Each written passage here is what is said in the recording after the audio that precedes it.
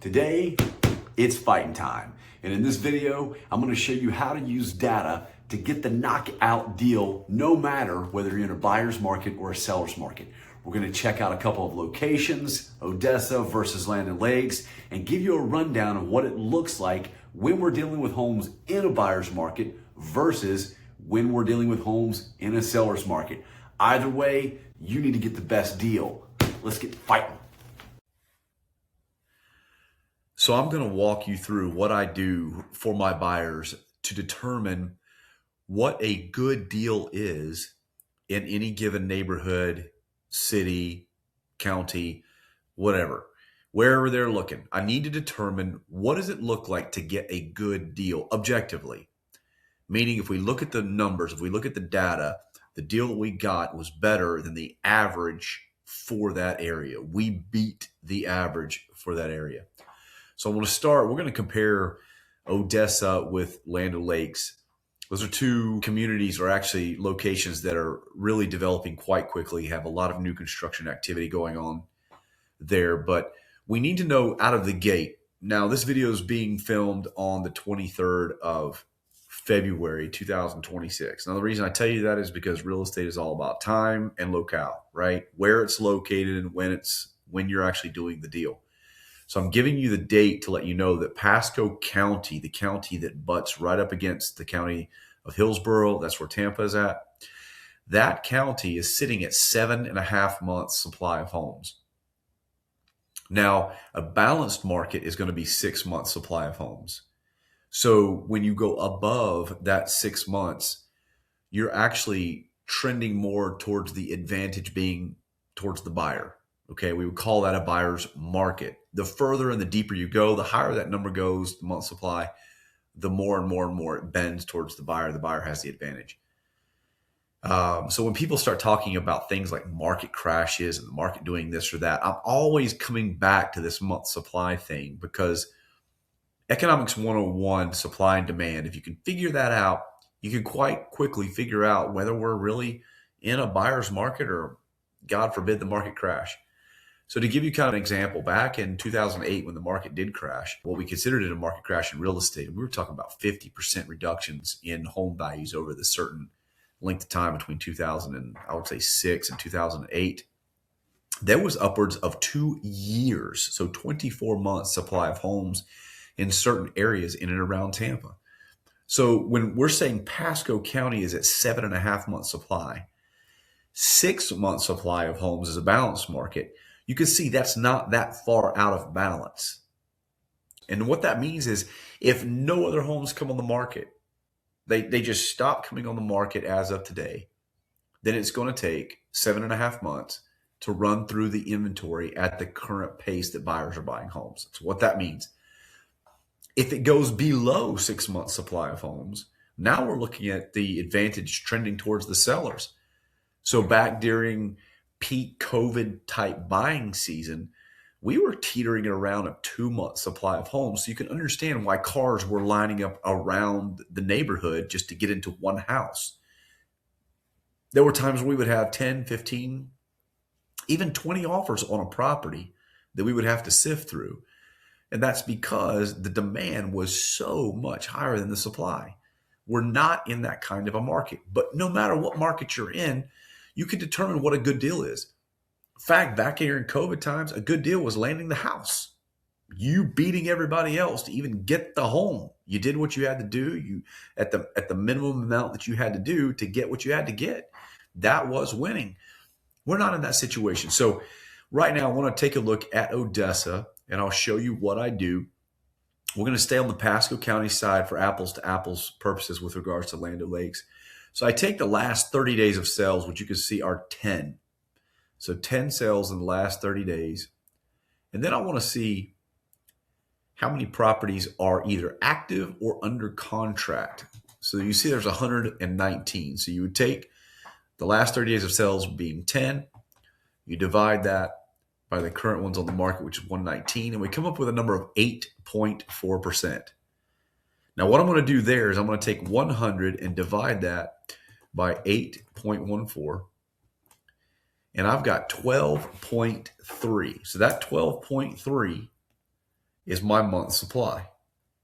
If we compare that to Pasco County, I can say out of the gate, Odessa inside of Pasco County is not performing as well as the county as a whole on average. This really bends more towards the buyer. The buyer has the advantage over there. Another thing that I might do is take, okay, so we've got these active and pendings right here. How many out of the 119 are actually pending? 37. So that means 31% of the homes are under contract. So close to, but not quite a third. So there's 2/3 homes that are still on the market. It's a lot of houses on the market when you only sold 10 in the last 30 days. So this is how we can objectively tell very quickly what's happening inside of this area. Let's take this a step further. Let's go to a particular community inside. Let's go to Starkey Ranch inside of Odessa and see what that's doing. So let's just assume for a second that my buyer, they're looking at a house inside of Starkey Ranch and they want to know what's a good deal there. Is it a buyer's market? Is it a seller's market? Are people struggling to get rid of their homes? Are tons of people buying there? I don't know. Let's check it out. So we've got 37 active or pending homes. So 4 divided by 37 gives us 10.8. 100 divided by 10.8 gives us 9.3. So Starkey Ranch still is not performing as well as Pasco County is as a whole, but it's performing better than Odessa as a whole. So you can see very quickly, when we start to localize these things, there might be situations where certain communities are outperforming other communities, so your expectation has to change based on the data. Let's switch it up a little bit. Let's go look at Land O'Lakes.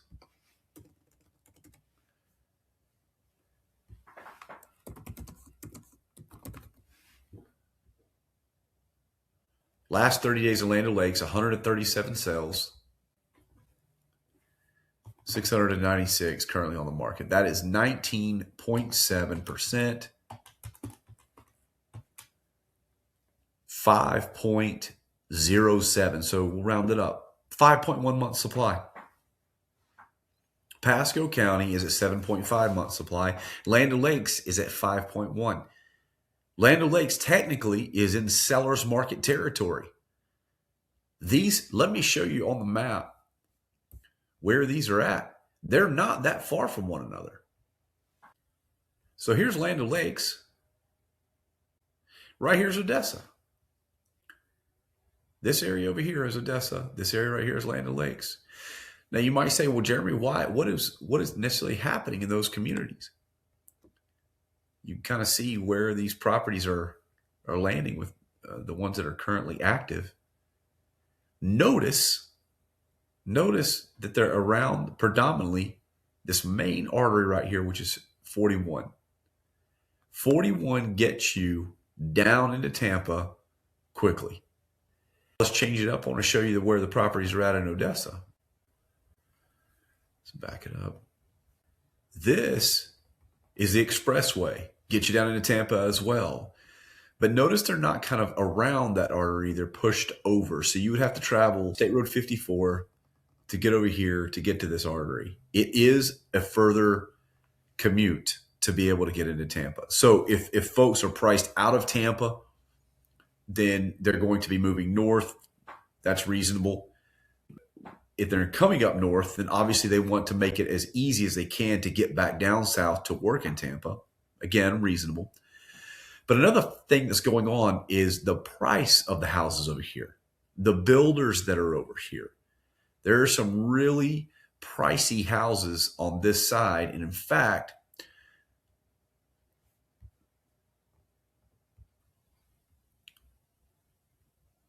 the average price point in Odessa is about $694,000. Now that's average, okay? But their median, or actually say average family household income, is around $136,000. But if you go over to Land O'Lakes, their average price point is $430,000. Their average household income is $114,000. So you see how the prices are vastly different. You're talking well over $200,000 difference, but the household incomes are not as different. So what you can actually get and afford in Land O'Lakes is a better buying scenario than what you can get and afford in Odessa based on average incomes, average price points. That's another piece of it. So what we should see in these two communities is a list to sell price ratio. And what that means is the final list price. What kind of a discount can you get off of that list price in Odessa? You should see that more in Odessa. And in fact, that actually does play out. In Odessa, we're seeing on average a 3% discount off of the final list price, not even the initial list price. The MLS doesn't take that into account, and I wish that it did, just to see the agents list the property and then that ratio between what they initially listed it at and what it finally sells at. I wish that were there. It's not. The list to sell price ratio only takes into account the final list price that the agent had on the house versus the final sales price. Using that metric in Odessa, they're getting a 3% discount. So if I've got a client and I look at these numbers and these figures and we're headed to Odessa, my objective is a discount better than 3%. If we finish with a 2% or 1% or full asking price, that property better be way under its appraised value for us to do that deal, or the client loves it so much they're willing to pay whatever it takes. Now, that has happened because maybe it's a very specific, particular type of property. Lots of people want it. That could be there. But again, you determine what the win is. If the win is, Jeremy, I want this specific kind of property in this location, and we find it, well, there's your win. But the objective would be to look at the data and get a deal better than the average. If you look at the deals over in Land O'Lakes, what you should expect is not as much of a discount because it bends towards the seller. That is exactly what we find. We find that over there. Whereas the average is just shy of 2% discount. So if you're talking about a $500,000 property, that's a $5,000 swing if you're going to Land O'Lakes versus Odessa and what you can actually get. So these things do play out in other factors as well. Another factor that you should see play out would be days on the market. Should be higher, and they are. They're at 76. Land O'Lakes should be lower. They are. They're at 56. 20 days shorter on the market in Land O'Lakes.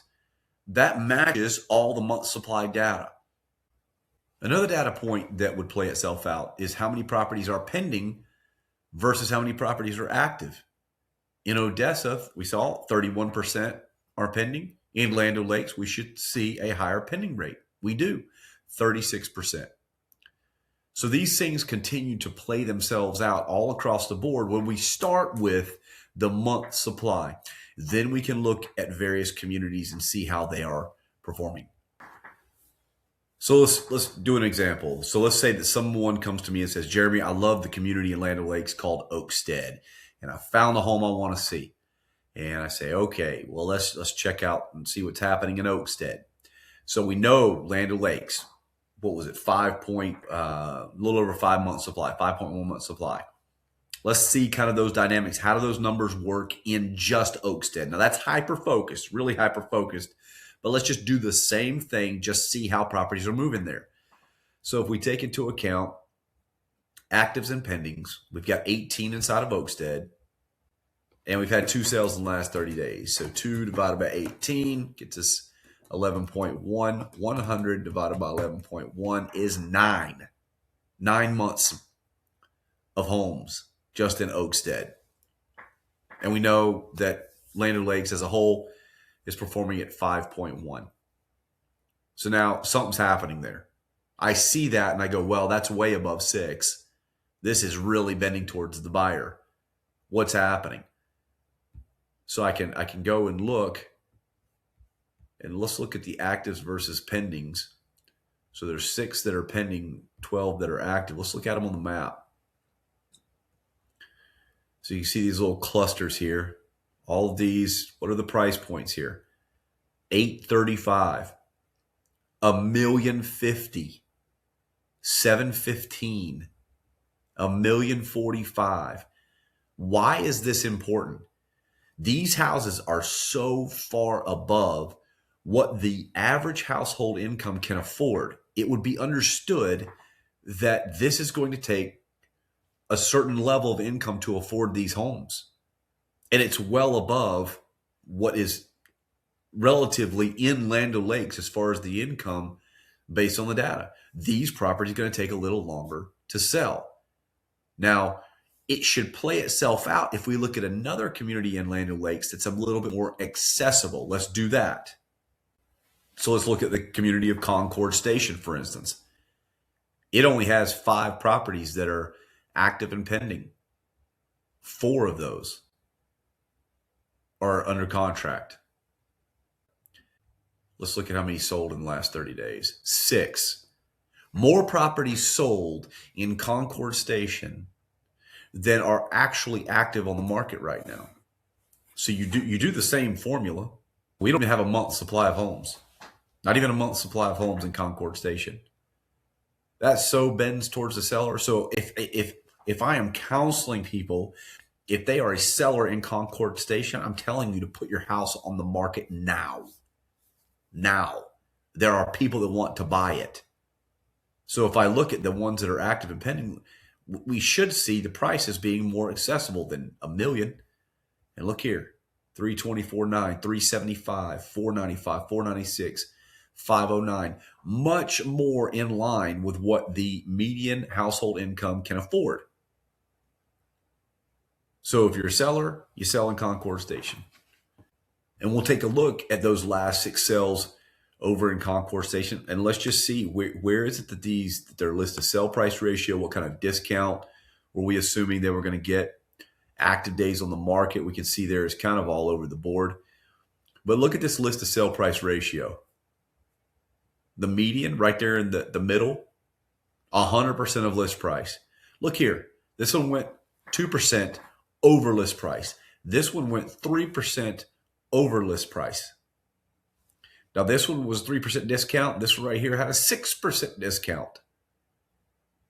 So you can see how these things balance themselves out and come to an average of around 98%, maybe not quite a full 2% off. But everybody might think that we are in this extreme buyer's market, and we're showing right here 4 out of these 6 right here were at or over list price. So it's happening community to community. Now let's try to compare apples to apples. I had to go back 60 days to find to get it to be 6 matches like it was over in Concord Station. But let's take a look at that data. Look here. Look at the list of sell price ratios. Only 1 at 100%. None of them are over list price. 1% discount, 3%, 3%, 4%, 4%. Does this fall in line with what we know to be going on? Something else that you can see here is that 4 out of the 6 were cash, 2 were conventional. Now, part of this is because when you're buying in this area, you're going beyond the parameters most often of FHA. So you're not going to see that quite as often over there. So you might say, Jeremy, what would you do with a client as far as negotiations? Like where would you start? What would you say would be your opening bid? Okay, well, I know that in Land O'Lakes, you're getting about let's just call it a 2% discount in Land O'Lakes. But Oakstead is specifically showing something a little bit more aggressive than that. And let's say that Oakstead is showing a 3% discount. Well, I'm going to open up with probably a 5% discount, depending upon lots of features. But if I'm going to want to land and beat a 3% discount, so I need to land at 4%, I've got to give myself negotiating room. And so I might start out at 5%. Again, other mitigating factors, maybe the buyer needs closing costs. Maybe the property's been on the market for a long time and needs a lot of work. There are some mitigating circumstances, but let's just take a look at one. There's 12 matches here. Let's just go pick one. We'll get them. Let's do a single family home only. Let's not do a villa or a duplex. How about that? Okay, so 6 single family homes. And let's check something that's more affordable for this area. So let's go with this one right here. It's been on the market for over a month. I'm going to take note of that. I want to make sure that this fits what my client wants. But notice that it started at $515. And in the matter of a month, I can see on the back end that it's been dropped twice. So they dropped this, $15,000 already. Take all those things into account. So let's just say we were at $499.9 and we're going to go in at a 5% discount. So I might start at $475 on this particular property. My objective here is to go as low as possible while still having them engage. Now, if I get them irritated at me by an offer, they may say, no, I'm not even going to counter, then I've actually lost. So this is why we just don't haphazardly do this. You have data backing up what you're doing. If you don't see anything on the market with that sort of a discount, then yeah, you're going to come off with your offer. It's going to look a little bit disingenuous and like you're just fishing, trying to find a deal. But if you actively want the home that you're looking at, then you're going to go after the most you can based on the data that you have. And there's no reason to be a jerk about it. This is a transaction. But at the end of the day, if my clients are happy, it's a good shot that the seller's clients are not. If you start getting into what's fair, what's reasonable, we can have those kind of conversations. I don't have to be a jerk about what I'm doing, but I am trying to negotiate the best deal. So I say it's you kind of fight like a gentleman, right? You fight hard, but you fight like a gentleman. You're not a jerk. There's no reason to be a jerk when we negotiate. But I'm going to go after the deal based on data. So we take a look at all of it. So that's kind of the measure that I will use, or the means by which I decide on how aggressive can we get. That's the real question. And this is what I've just shown you is how I decide that.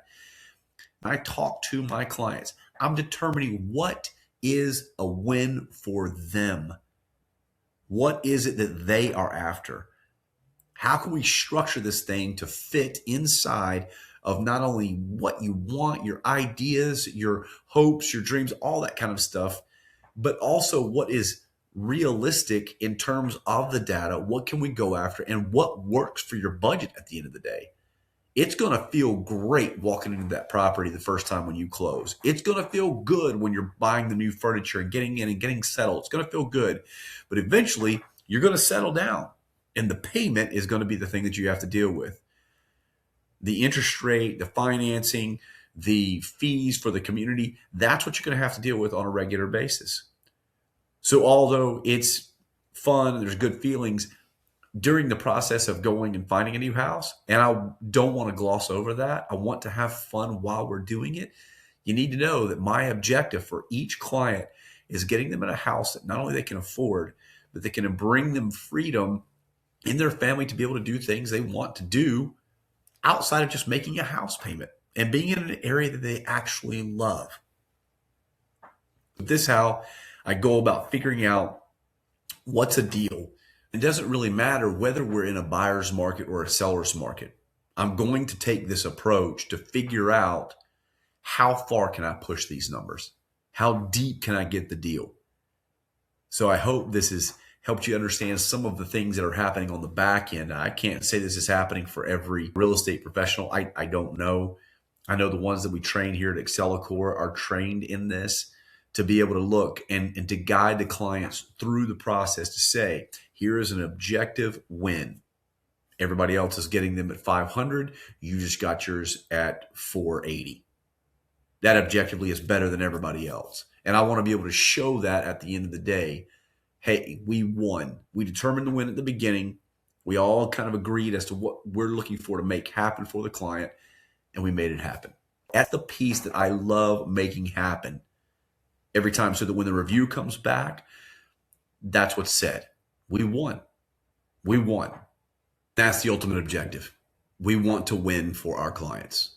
We want them to win. Hope this video has been beneficial for you. I love the fact that just raw data and economics helps to kind of pave the way for what we're doing. It really does speak to me. So if you are interested in going even deeper or want to know more about some of the metrics that I follow, what I look at when I'm determining how deep on some of these communities to go with regards to offers, market statistics and data and stuff like that, I'd love to talk with you. Initial consultations are always free with no obligation. You can reach me at jeremy@excellecore.com to schedule one of those, or you could call the number on the screen to do that. I would love to walk you through the process of finding your next house. Specifically, if you're looking in this area, reach out to us. Also, if you got to this point in the video, good Lord, you got to subscribe. Click the subscribe button. It would really be not only encouraging, but it would help others to be able to see them as well.